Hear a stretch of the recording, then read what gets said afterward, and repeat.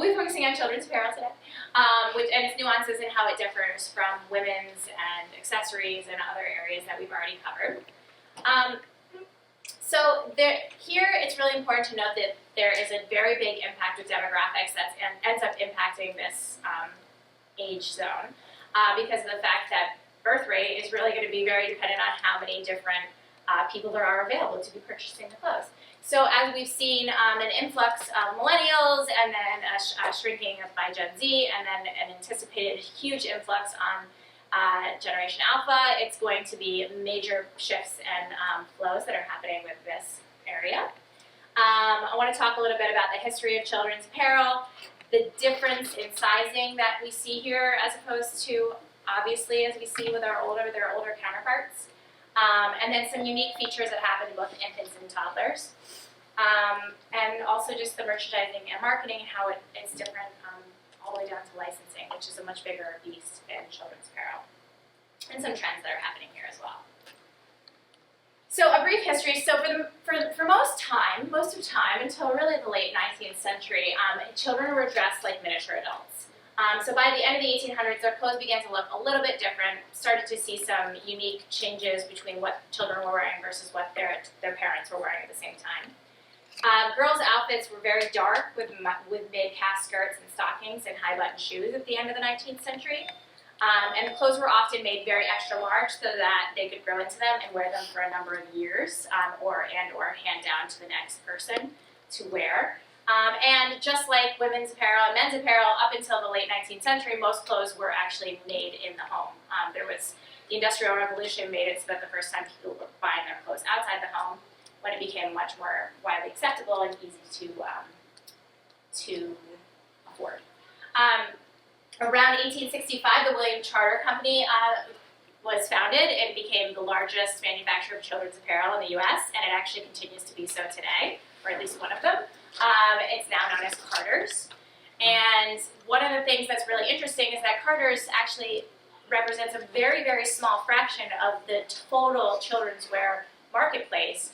Although, if you are familiar at all and shop at all for little ones, you will know that it's everywhere and it's ubiquitous, but there are so many players in the children's wear space at this point in time, as opposed to maybe women's or men's, that it actually signifies less than 5% of business. I think it's about 4% of the total business actually comes out of Carter's, even though if you're in the business, it feels like it's everywhere.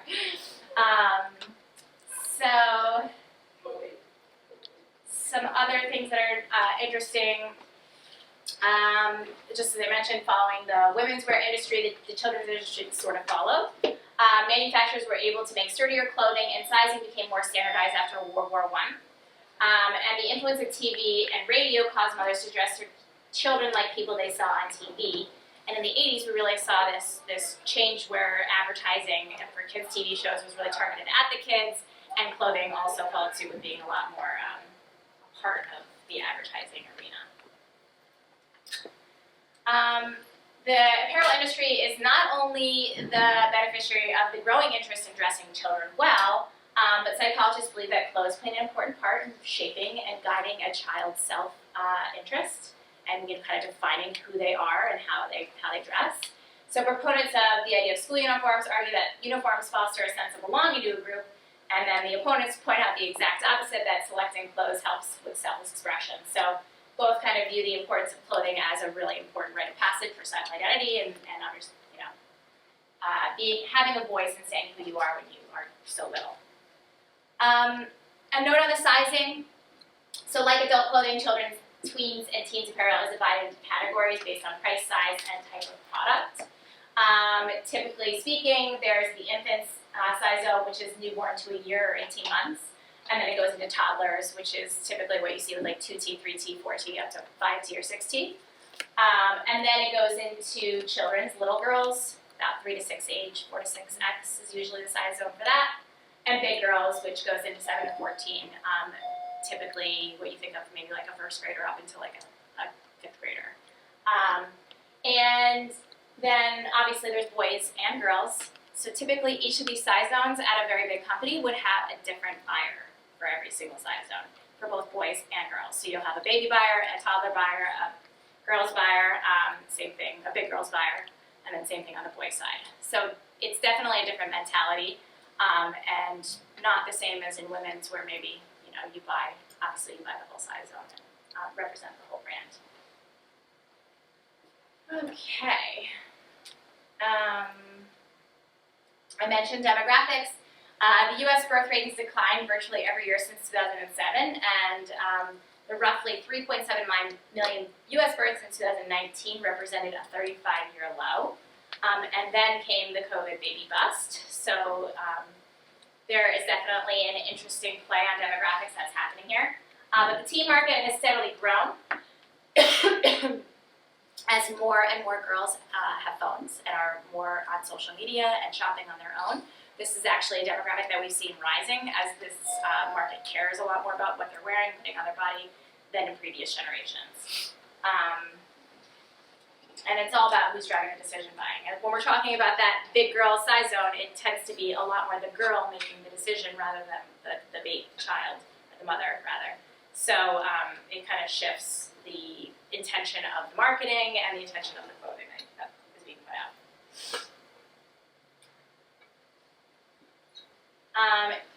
This area, really, it's been said that it should be viewed as a business that's fashionable rather than a fashion business. Children's styles adapt to men's and women's styles typically. They're not necessarily super innovative. They're not really where the fashion trend starts, but it's very representative of what's happening in the macro fashion environment for both men's and women's. Kind of trickles down into kids. And the demand for fashionable children's clothes has grown every year, and it culminated into designer clothing for children. A lot of brands, such as Dior or Chloe, have an outpost in the children's space now, which would not have been the case 2 decades ago. So it's definitely become a very increasingly large market for designers across the board. And yeah, some designer labels here. Stella McCartney Kids, Burberry Kids, Little Marc Jacobs are some of the bigger names out there. This is also an arena where we see a lot of licensing. I'm sure if you do have little people in your life that you see a lot, you are not unaware that they often have Bluey on their chest or Mickey Mouse or any sort of Disney princess. And this all plays back to a licensor who's collecting royalties on every single item sold. So this can be a really large business for children's wear. Sports licensing is also another arena in which there's a lot of licensing that happens in the kids' space. And yeah, it can be good business. You got it. Some trends that are out there happening right now. There is a biosensor-based baby product. There's a lot of fear in new mothers about your SIDS, sudden infant death syndrome. And so this new technology has come out where kids can actually be wearing heart monitors, and if they're, for whatever reason, they stop breathing in the night, it will alert the mother and wake them up. That's one wearable technology that's come out. Resale is huge. Personally, I'm a big participant in resale, especially now that I'm on my 3rd kid. But I have a consignment shop in my neighborhood that I sell to. I go in and sell like once a quarter a big box of clothes, and I get a nice credit, and then I go back and buy more clothes that were bought at resale. And because kids wear their clothes for so short a period of time, as opposed to adults, they kind of hold up really well, and so it makes it a really good candidate for that consignment shop. 100% cotton fabric, I think, is a tag that you see in a lot of clothes, and maybe Christina can touch on that more. The sustainability aspect of being in kids wear. I missed a video here I wanted to show to you all, which hopefully will not be tricky because I know this computer doesn't like me that much. Actually, because of our technological difficulties, I'm going to email it to you. But it's that 100 years of children's fashion. I actually think it's a really, really cute one to see. You can see how these styles adapted in the same way that we saw with women's wear, but it takes on a different shape. And with that, I'm glad to welcome today's guest. So we have Christina Vaccaro joining us. She is a fellow graduate of FIT with a bachelor degree in fine arts. While in school, she worked at Nordstrom in Freehold, New Jersey, gaining valuable experience as an assistant manager. After freelancing for 6 months at Sierra Julian to get her feet wet as a designer, she landed at Extreme Concepts as a senior graphic artist and has been in the kids space ever since. In 2013, she became the lead designer for Cherry 6 Kids New York, where she designed and merchandised all apparel for the toddler to 16 and girls. And in 2015, she was recruited to Love at First Sight as a design director and merchandiser for girls and juniors, managing multiple design teams. In 2017, she went to Con Lucas as a director of design and merchandising and has had great influence in growing the Big Girls line. Then at Children's Apparel Network, she was the design director and merchandiser for the entire girls' sportswear business, working on many brands such as Aeropostale Kids, Kenzie Girl, and Tahari Kids. In her current role, she's the creative director for Wonder Nation Kids Apparel at Walmart, and she leads up 3 design teams working on all kids' products across boys and girls. Thank you for being here. Do you want me to sit? You can choose swivel or sturdy. I'll go with sturdy. Yeah, that's usually. Although that is my good side. Hi everyone. Hi. Thanks for being here. You're welcome. Well, I just gave kind of a high-level breeze through your path, but I wonder if you could tell us about FIT to now. And Oh my gosh, it's so crazy to come back here. It doesn't look like it changed Nope. in the last 20 years. So I'm sorry for that. this room maybe in particular, but Yeah, I used the bathroom before and I was like, I'm pretty sure this hasn't been renovated since then. Yeah, FIT was great. I envy you all that you're here now. Soak it in. It goes by really, really fast. You'll blink and it'll be 20 years later. It's been great. It was such a good experience. I actually was on the fashion design major, and I specialized in kidswear, and I ended up in kidswear, and I stayed in kidswear. So not a lot of people go through a path that's that linear, but I happened to fall into it by accident when we were picking our specializations. There wasn't enough people to run the children's wear specialization at the time, so I had a couple of friends who were just recruiting people, and I was sort of like, all right, I'll try it, and completely fell in love from the first class. Absolutely, it's so joyful, it's so happy, in a very stressful environment, which I didn't know at the time, but now I know. This industry can be very stressful. It's like a lot of fast-paced stuff, but in kidswear, it's very joyful, and the people are very encouraging and happy, and everybody, I mean, you're just looking at these like cute little things all day, bright colors. Yeah, it's tough to be mad. I mean, you can get mad, but it's easy to come back to center. yeah, yeah, that's great. How did you get your first job out of school? This is a fun one. So I actually worked at Nordstrom after school because I worked at Nordstrom all through college, and graduated in a recession. So it was not an easy task to find a job at the time. I was interviewing while I was staying at my retail job, which was an invaluable experience in the long run.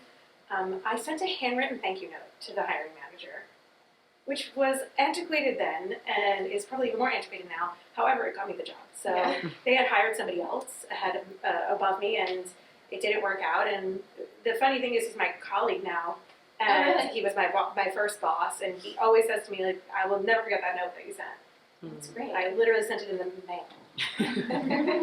In this millennium, I promise. Yeah, that's great. And so we made you stand out. Yeah. So that's great. And so you started in graphic design, or one of your early jobs was in graphic design. Yeah, so that job was actually as a graphic designer. So I did not train as a graphic designer, but through the program, the children's program at the time, there was a lot of computer work. So we were really, really, really lucky to have that, which wasn't necessarily the standard for the whole major at the time. Not knowing it at the time, but going into the industry, it is all computer. There is no analog work being done. So it was a leg up in that sense. And I worked on licensing actually for 5 years. Disney, Nickelodeon. It was awesome, so fun. Again, super happy, joyful. Yeah. It was a great experience. But it was a smaller company, so you move on and you move up. Yeah.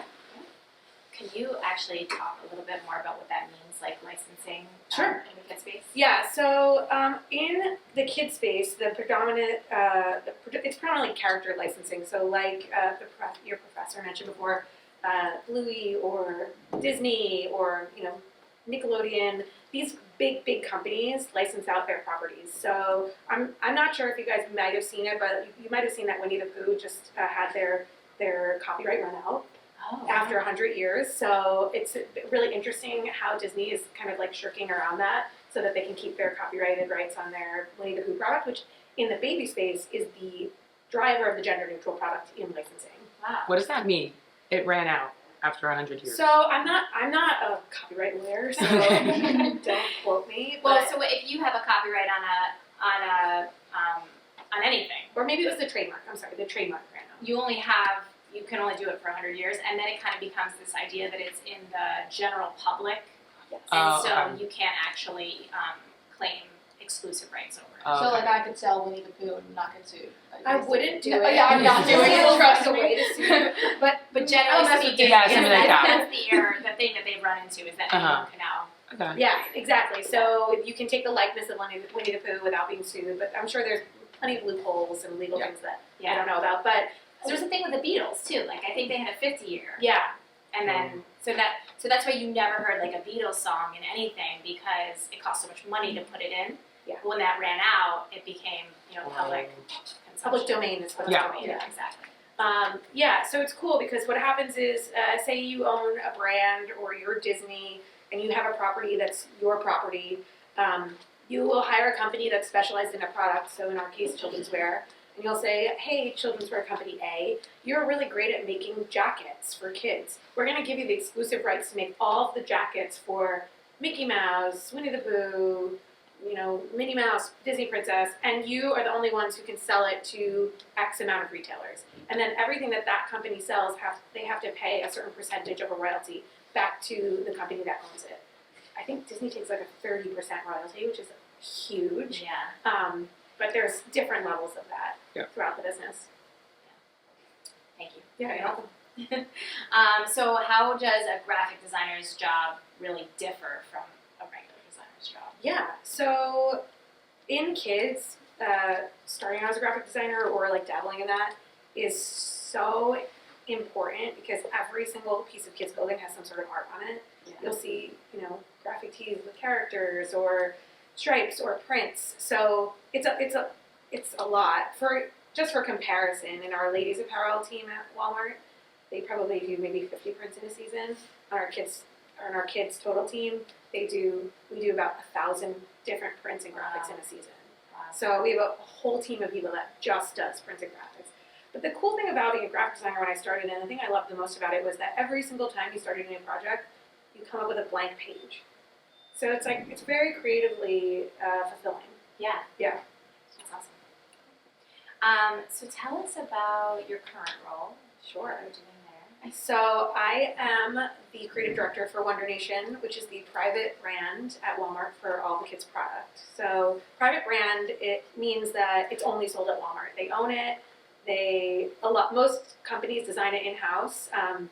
For all intents and purposes, we do that as well, but we're a contracted agency that works for Walmart. So I'm not a Walmart employee, but I basically am. But you only sell to Walmart this Well, we brand. don't even sell it. We Yeah. just design it for them. For them. And then they take it from there. So we're basically their internal design team, but they didn't want to spend the money to build that out. Yeah. So it's crazy busy, which is amazing.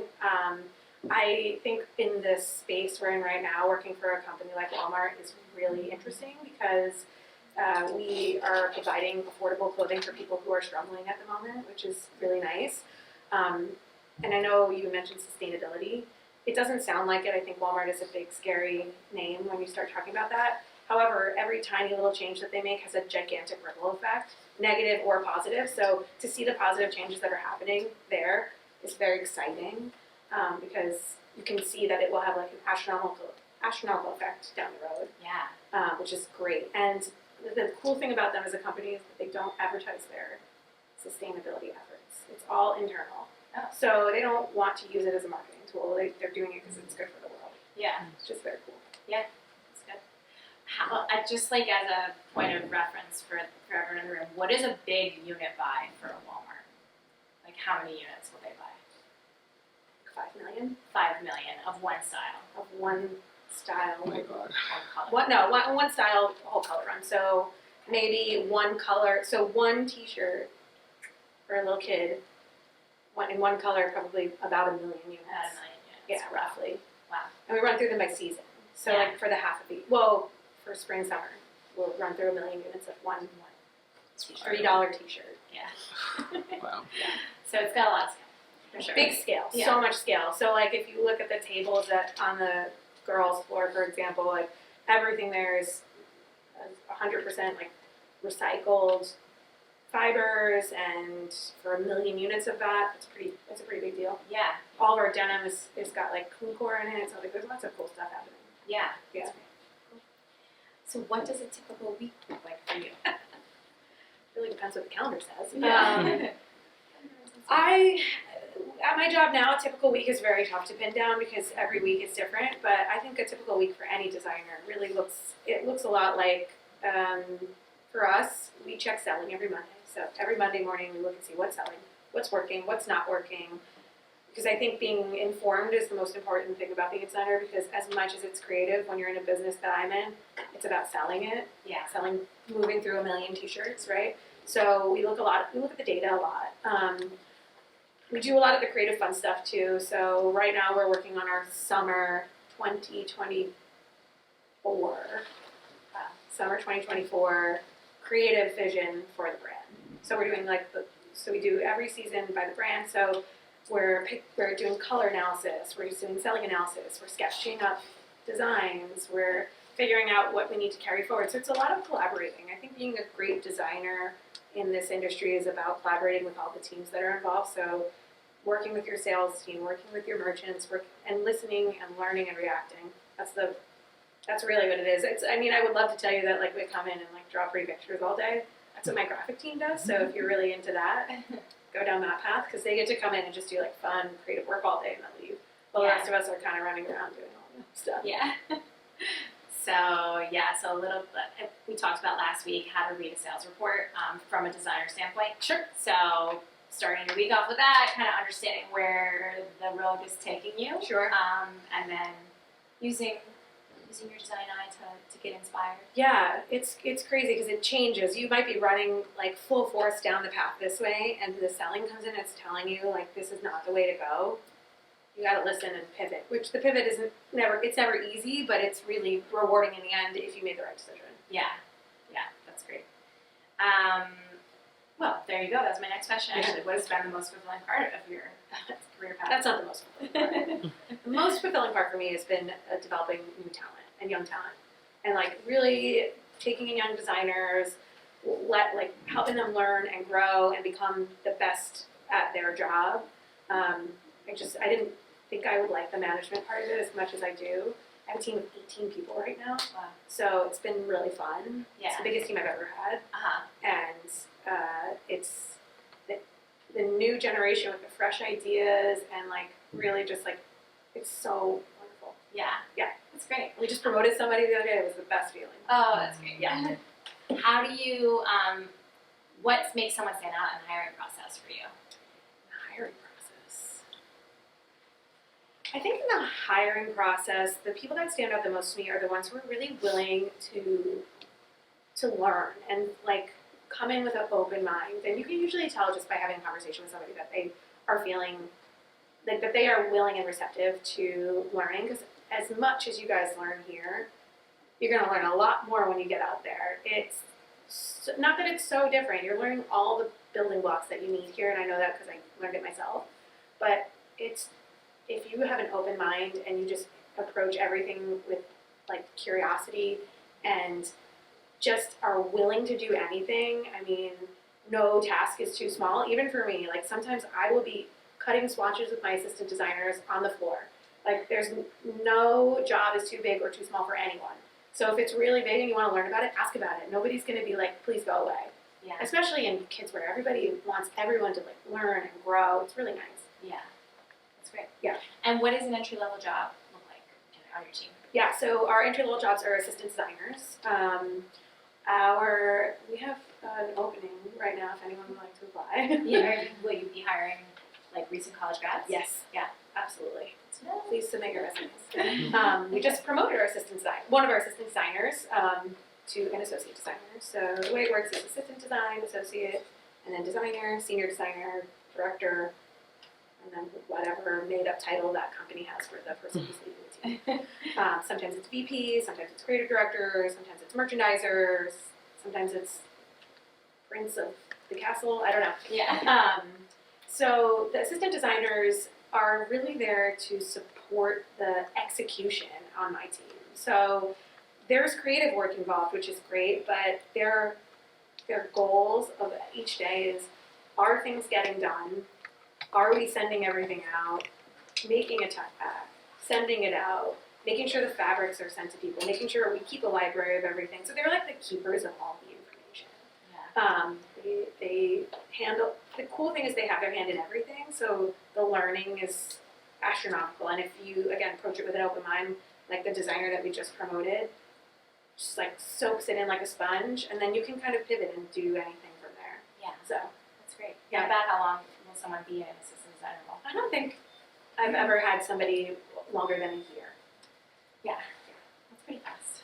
That's great. What do you feel like is the most challenging part about being a designer? If the most fulfilling is promotion. The most challenging part is learning how to understand that it's not as creative as of a business as you once wanted it to be. Yeah. So exercise all your creativity now, guys. When you get out there, it's a lot more technical than you think. So again, we're in the business of selling clothes, not making beautiful things. You can make beautiful things along the way, and I think that you should always strive for that. And I think pushing anyone who's saying this is how we've always done it, this is what it's always looked like, that's the best part. But the worst part is learning sometimes that like you can't control, that you have to put out stuff that you don't like. Yeah. Sometimes you gotta sell stuff you don't like. Yeah. That's ugly. You gotta don't like ugly stuff. Especially at Walmart. No, I'm just kidding. Yeah, especially Anywhere Yeah, I've ever okay. worked, we've had the ugly stuff that you have to work on. You find a way to like it eventually. You find like what you like about it, and you Yeah. find the way to put your spin on it to make it more palatable. And that's all you can do. Yeah. That's great. How did you, well, I mean, obviously you started in the kid space all the way at FIT, but how did you kind of find your path there? Yeah, like I said, I just I loved love it it. from the start. Yeah. And the cool thing about the kids space is it's pretty niche, right? There's not a lot of people who do it. So once you start on that path, it's easy to stay on it because as you move up, and I would say it's rare that somebody at a high level will jump into a big role for a kids brand who has never done kids wear before, right? Because it's very nuanced. There's lots of things that you don't know or understand.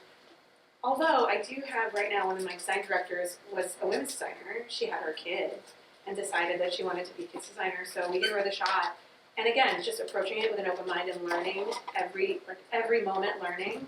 It's been pretty seamless, but there's so many like size nuances. You have to understand the difference between dressing a baby versus dressing a big kid. Right. And like you mentioned, big girls, like tween and preteen girls are on TikTok. Yeah. They can make their own decisions, and their parents kind of have no say in it. Yeah. But their parents are the purchasers, so you have to be able to appeal to mom and their kid, but also under the same brand umbrella, appeal to a mom of a newborn, of a toddler. So we've got multiple generations of people to appeal to. You have to do baby boomers because grandma is a big purchaser for us.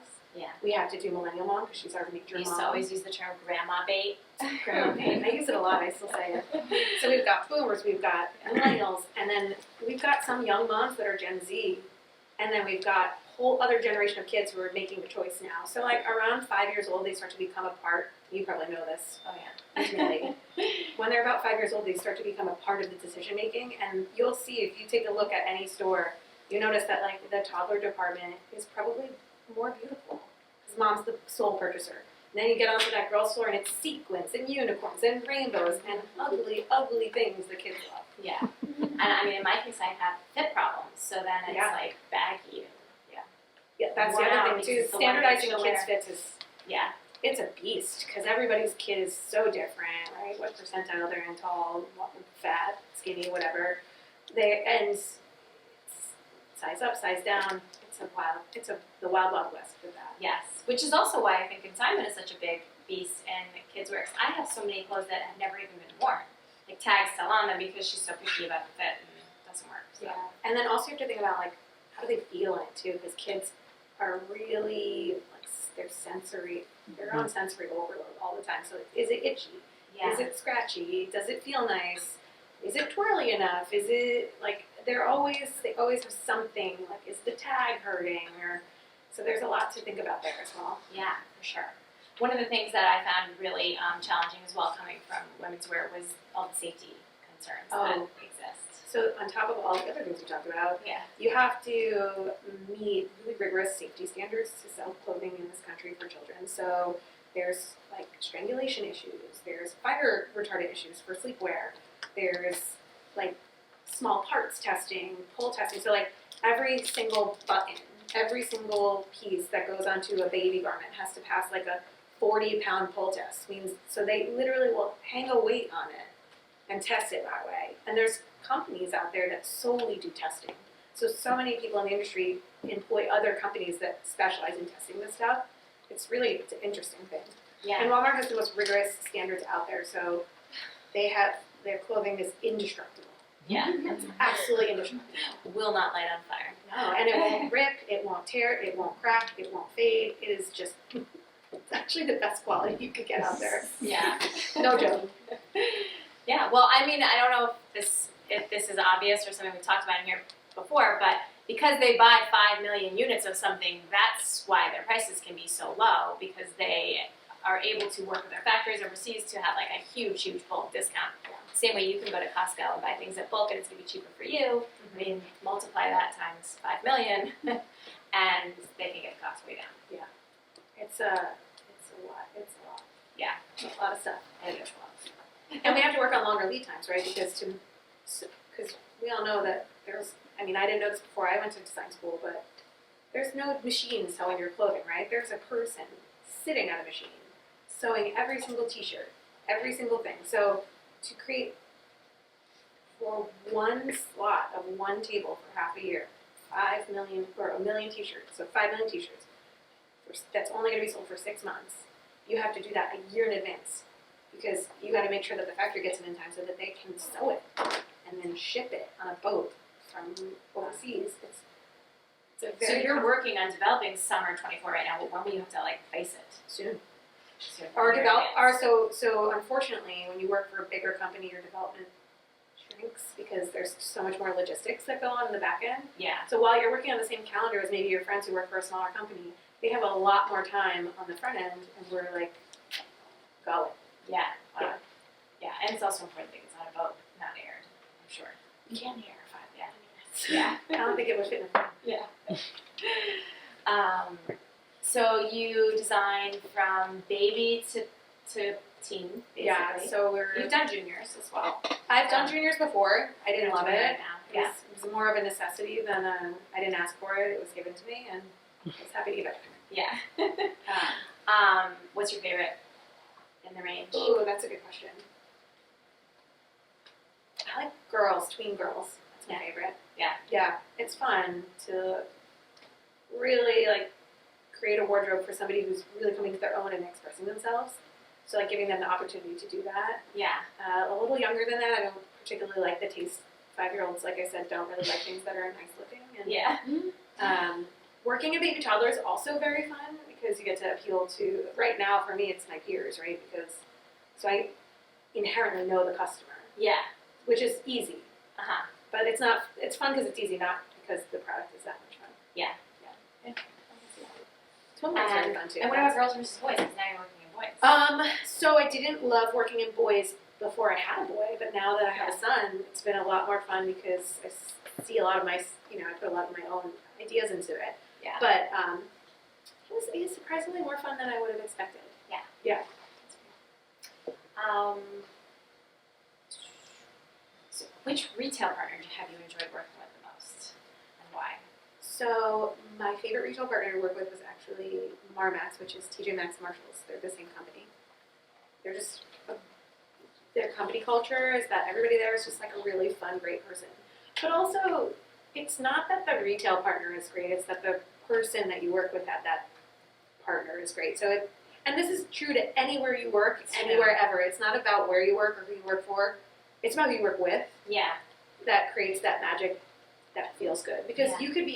you could have a great job. I loved one of my jobs, and there was a person who got hired, and we just didn't click. Wasn't a good fit, and that's what pushed me actually to come work with you. Yeah. So like those moments, you kind of have to reassess and figure out like, is this what I want? Right.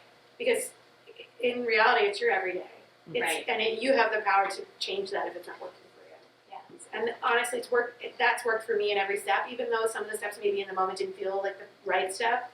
Maybe it's I met somebody in my network and they got me the next role, or they Yeah. got me in the door at the next role, which happens a lot. So no opportunity is too small to take. And I've taken steps back in my career too. Like I've taken jobs that were less than what I had before, and it worked out into being like the most growth I've ever had. So all of those things to take into consideration as you guys enter into the workforce. Yeah, Yeah. yeah, that's good. That's good advice. What did you do while you were here? Anything of note that you would pass on as good advice? Clubs, activities, classes.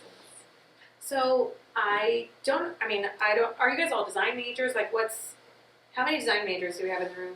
Oh, wow. How many, are any of you, what year are you? It's a mix. How many of you are in your bachelor's program right now? And you've all got specializations happening? Anybody kids wear? The kids didn't pull through. There were only 3 kids, so they got into our ready to wear. Okay, so that's They okay. should be here. Yeah. Well, so the kids wear program at the time, and I don't know how it is now. The kids wear program at the time was so great. They had a club that like offered us opportunities to go to trade shows. We had a trip to a trade show in Italy. So like being a part of that group was really great because I got to travel. That was my first step into traveling. I didn't study abroad while I was here, which kicked off a whole life of traveling for me between work and life. So I would say it was a great preface into what it's like working because it was a lot of actual industry professionals running the club and running the programs and teaching us sort of what we needed to know to get out there. That's great. Yeah. Cool. Do you feel like there's anything you would have done differently while you were here preparing for your exam? I don't know. I think and we had a lot of technical training in that specialization, but I would say don't turn a blind eye to the boring stuff. Like that, knowing your technical stuff and being real good at it will get you really far in this industry. Because if you have to communicate to somebody who's on the other side of the world how to create something, and you don't have your pattern maker right next to you showing them how to make it or making the pattern yourself, it's difficult. So those things, like knowing the construction, knowing the technical details, understanding your fabrics, that's invaluable. Yeah. That's good advice. What are some of the biggest trends that you're seeing in the kids space right now? Yeah, so there's this big beige mom trend. I don't know if anybody's heard that term, beige mom. Haven't actually. So it's a lot of brown. You're going to see it. It's brown everywhere. It's all about beige and brown, which is so strange because it's been so not that way for a long time. It was actually, like, in girls especially, it was actually a color that you would not ever use. They'd be like, ooh, brown in girls, no. But we're selling things that are, like, all brown. Wow. And, Yeah. turning fast. Chocolate brown or? All shades of brown. Yeah. Like beigey browns. Mm. Like, Yeah. nude Like colors, oatmeal. Which is Yeah, so like you know, strange. like granola-y kind of thing. Yeah. Yeah, there's like an entire brand, it's not my brand, but there's an entire brand that just launched at Walmart called Easy Peasy. You should look it up. It's like, and Target also just launched a big brand that's like all like boho beige. It's very interesting. Yeah. But like trends, I mean, there's definitely a reemergence coming. So like we're in this beige trend right now. I see coming down the line is the reemergence of like hypercolor. Which I think you're probably seeing in like Gen Z as well. So Yeah. we tend to draft off whatever's Well, actually, the happening whole in the youth Barbie culture. movie is like creating a new pink, Yeah, and that movie hasn't come out yet. I love pink. So like we Yeah. can do that. I mean, pink is there's colors in kids that are evergreen. No matter what's happening, like you're always going to sell pink in girls, and you're always going to sell blue in boys. I hate to say that because like this, I think that we should stop normalizing boy girl, but it's what it the is. mom is the purchaser and they're Yeah. still in that mindset. So I do see that we're going to be blurring the lines a little bit, but I see retailers have done it already. Like Nordstrom changed all of their floor pads to say kids wear instead of boys wear and girls wear. Oh, really? We have 4,000 stores, so if we did that, it wouldn't show for like 10 years. Yeah. So it's always, you're always going to sell blue and pink. But like I said, this beige thing is also, we see more moms shopping the boys' floor pad for their younger girls than we see moms shopping their girls' floor pad for their boys. Got it. So if we do gender neutral, we generally put it in the boys' department. Got it. Okay. I don't know why. Wait, you're saying more girl moms go to the boys' floor for their girl than We almost boys' never moms get go to boys' the girls. moms to purchase in the girls' department. Interesting. I don't know why. Yeah. Because there are definitely boys wearing girls' clothes. I mean, There are, absolutely. It just Yeah. isn't happening like in our like surveys and everything that because like we do a lot of on the brand level. We do a lot of research into like how the customer's buying, what they're buying, who they're buying for, yeah. where are they buying in the store, how much are they spending. So we're just not seeing it happening that way. But we do see mom buying from the boys' floor all the time. Yeah. Cool. How do you feel like you stay informed other than being a mom? It's very easy now. But how do you feel like you stay informed on the emerging trends in the space? Yeah, so we have a lot of resources at our disposal, and there are a lot of resources available at almost every company. But there's trend services, so I'm not sure if you. When I was at FIT, we had access to them, but For sure. we have WGSN, Fashion Snoops, Doneger. We're in the market all the time, but in kids, it's slightly easier than in women's because we get to draft off what's happening in like youth culture and what mom's seeing. Yeah. So depending on the age group you're working on, if you're working on the baby toddler, you're looking at what mom is trending because she's the one that's making the sole decision. But when you get into the teen tween space, you start to look at what like the next generation up is. What is their older sister or brother wearing or doing? What is their babysitter wearing or doing? They really want to emulate them. So if like right now, everything that's happening in Gen Z is like trickling down into the older kid space. Okay. So, watching those Gen Zs. A lot of TikTok. I know I trends from TikTok. Yeah. Yeah. Social media. That's where it's at. So, other than where you're currently working, which I feel like you are really loving and thriving in, where has been your favorite place to work and why? I've loved every job I've ever had. Yeah. Which is how it should be. Yeah. If you don't love it, find something new. It's okay. You don't have to stay at a job forever. It's not real anymore. You can move. If you're not a tree, you can leave. Like, yeah, it's important to love the people you work with. So every job that I've had has been great because I find great people, and I like to collect them. So like I bring them along with me, and I always have my like go-to people that I work with, and you collect more as you go, and you start to network, and you start to like. It's crazy how quickly you build a network. It feels really intimidating when you first start because you're like, I don't know anybody. How do I get a job? And I don't know if it's really like that anymore, but once you get into it, a lot of jobs come to you via someone you know. Yeah. Do you have any good examples of that? You've used your network to move ahead? Yeah, I do. So when I worked at Con Lucas, Yes. we had a colleague who left and went to her next role, and from her going there, somebody said, "Hey, do you know a good designer?" She called me and said, "Hey, do you want to apply for this role?" I came in. Yeah, easy. It's easy. Yeah, it's great. So it's not so much like they give you a job. Yeah. They definitely help you get in. They help you find opportunities because that's sometimes the hardest, right? Finding these opportunities, and you know, I worked in a lot of smaller companies in the beginning of my career because it was a lot easier to get into the door there. You know, companies like a big corporation, you might be applying with 1,000 other people. Right. So it's tough to get seen. Yeah. Just from a piece of paper. Yeah. It's true. And I feel like it validates you. It says, this person is not crazy. You should definitely talk to them when you have a friend that passes the resume along. Oh, yeah. And I had thought about something you said, but I lost it. You mentioned working at Nordstrom. How was a great experience for you? Why do you think that was so good working on the So I sales floor? think working at Nordstrom, well, I love that company. If they weren't in Seattle, I would have tried to work for them a million times over. But they are great companies. So like as far as my work ethic and like original work culture that I was seeking, it was a great place to be. But working on the floor in the kids department and learning what the customer wants from the ground level was invaluable. I mean, and it sounds like it was so long ago, so customers might want something different now, but there's so much of it that still applies because, you know, the kids are always going to be the same age for every age group, right? So there's always new kids. They're always coming in. You're always going to have 3-year-olds, 5-year-olds, 7-year-olds, 10-year-olds. So learning what they wanted from then, it's not that different than what they want now. Yeah. Yeah. Yeah. That's good. Yeah. That's good advice. I always think no matter what field you want to end up in, if it's design, if it's sales, if it's buying, whatever, if you don't have a job right out of school working on the sales floor, I think is the best way to understand the customer. Yeah. And it's something to speak to on an interview for sure. Oh yeah, absolutely. I would love if somebody came in and was like, I sell clothes at a kids boutique. It's like, great, Yeah. you're hired.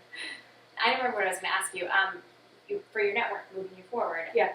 Now, correct me if I'm wrong, but weren't you kind of approached by your current company? Because Yeah, their internal recruiter approached me. So, so something to think about for all of you is like as you build your resumes and your portfolios, think about it like you're building your own brand. So, I have a website, I have my resume, and all of it looks like one brand, right? The logos, the colors, the graphics, it's all one unified story. And that's what got me this job, right? Because I passed in my resume, it looked a little different than everybody else's resume. You know, I had 2 pages. I have a page of photos of all of my different brands I've worked on, and then a page with the information on it, and then I have a website that backs all of that up. And being the leader of a brand that's trying to revamp their image, that's what got me the job. yeah, you had a clear, consistent message. Yeah. That's great.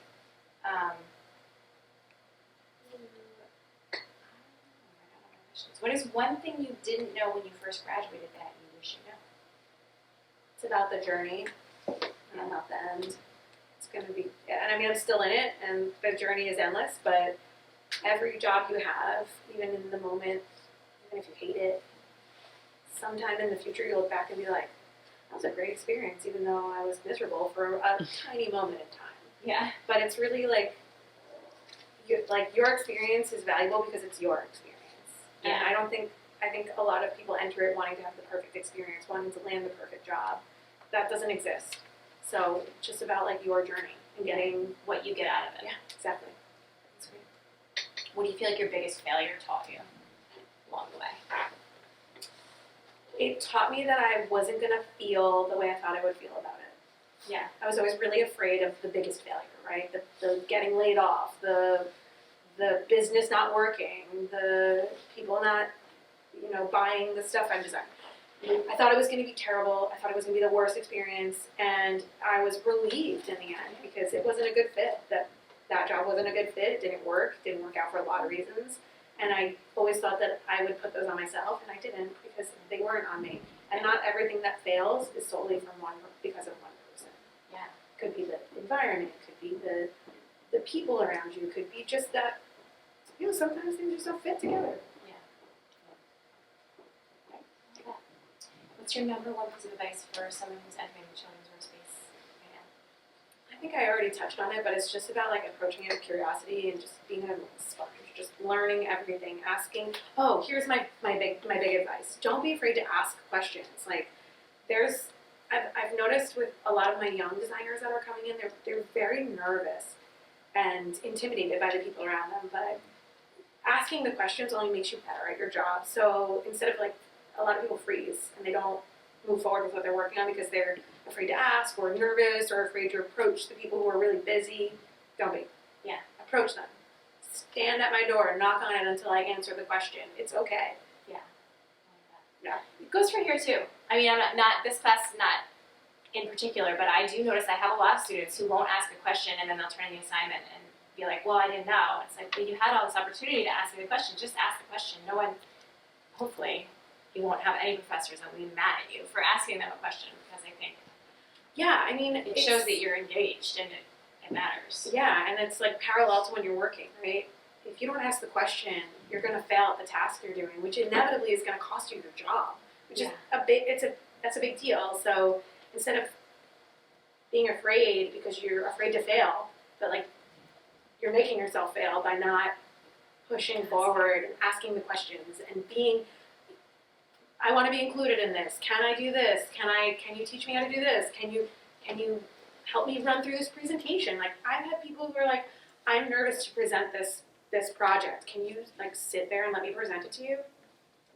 Yeah, absolutely. That's great. Yeah. Makes you a good leader.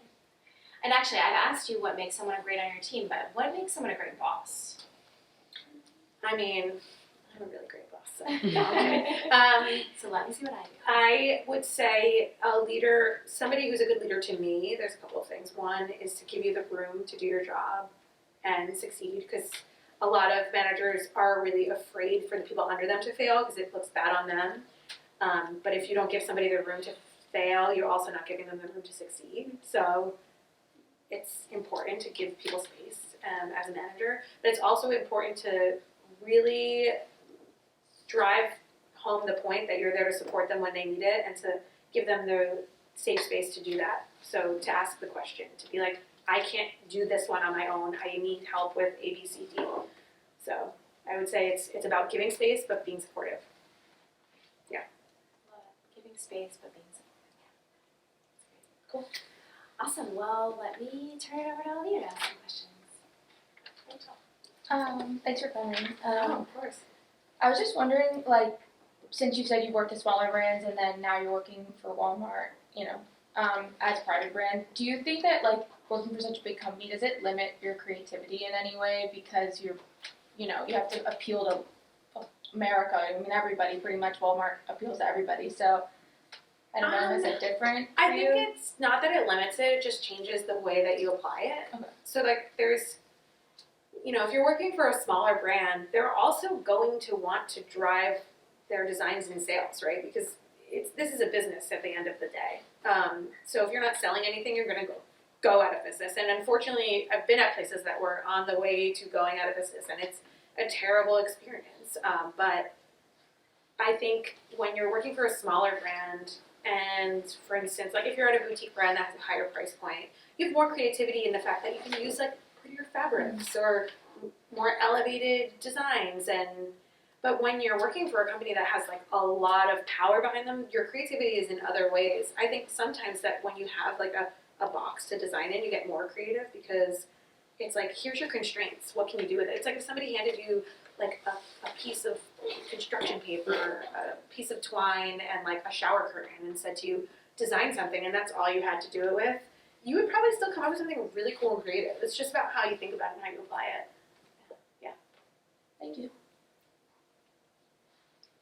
Yeah, I know like a lot in the kids' space is about like the movies that are coming out and like the characters in the movies. So I know you're designing for like 2024. How do you stay ahead on like what's going to be coming out? Sure. So you guys get resources on information like that? Yeah, we do. Yeah. So if you're working for a company that's like licensing, working with a licensor, they give you visibility to all of that. So there's like timing and action calendars that you get. You know when the releases are coming out.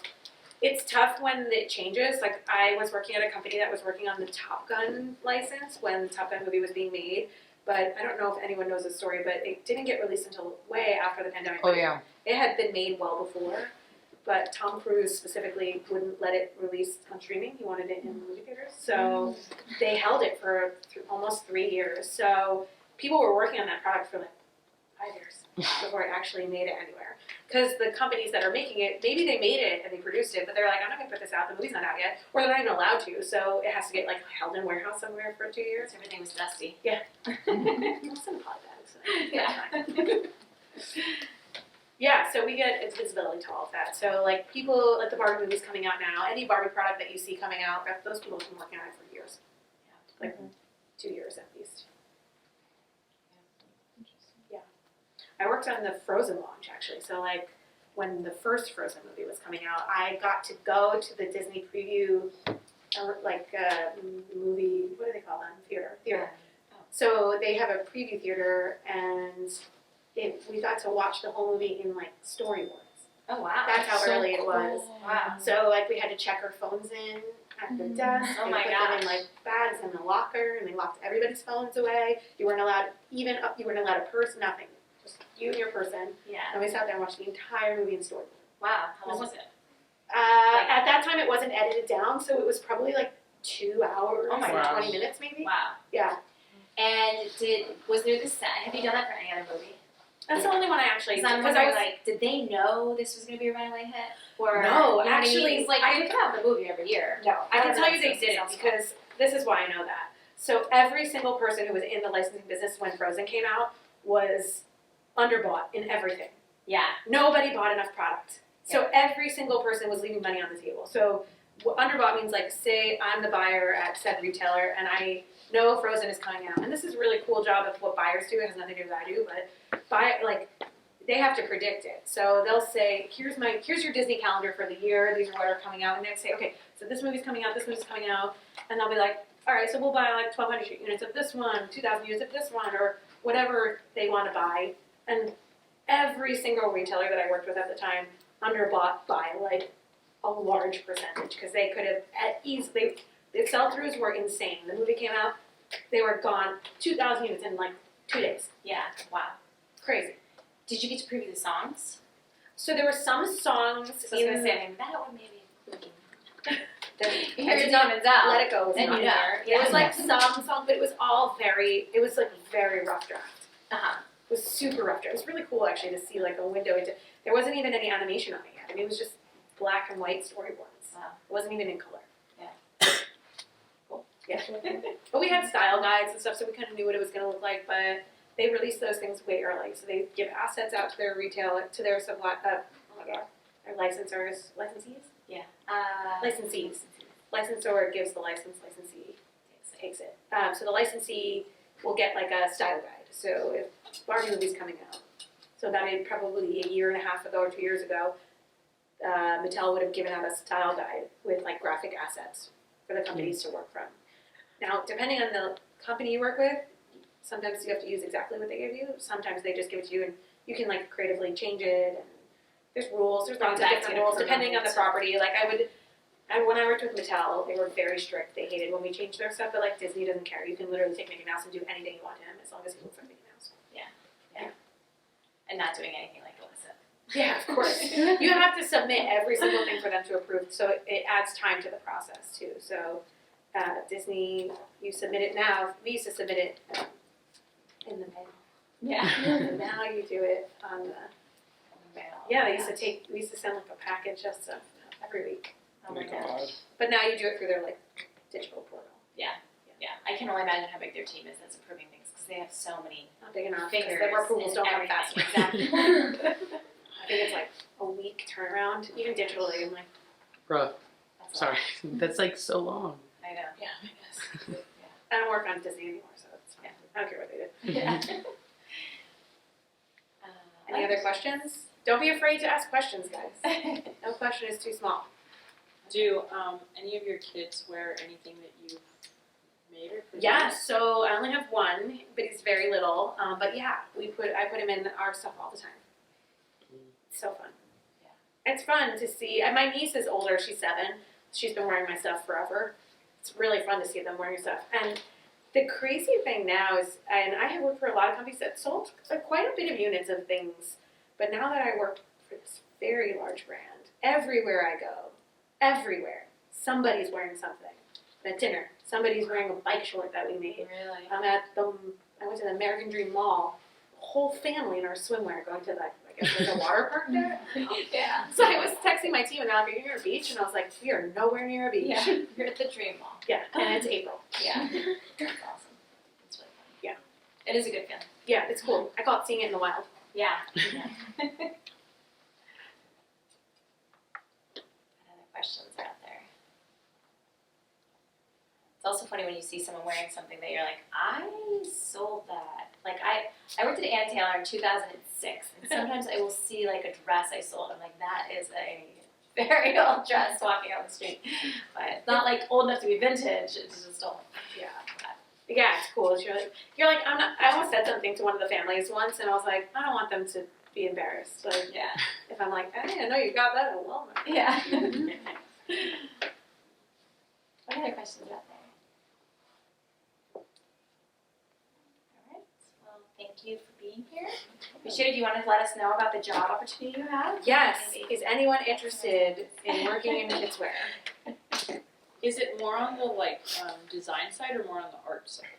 So, it will be an assistant designer position. So it's with the design team, specifically with our sleep, swim, and boys design team. So they support both of those. Yeah.